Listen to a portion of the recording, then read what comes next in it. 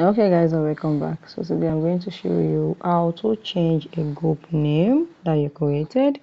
So let's get started.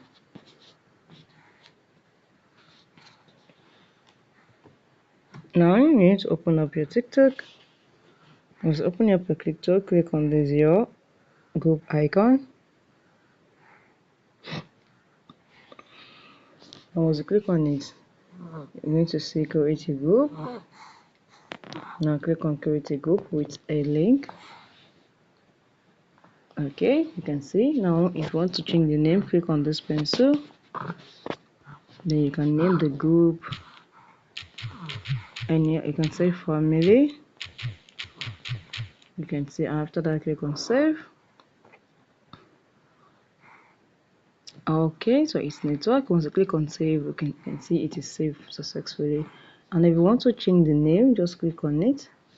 Once you click on it, you're going to see change name. Click on change name, and you can change the name successfully. You can see change name families.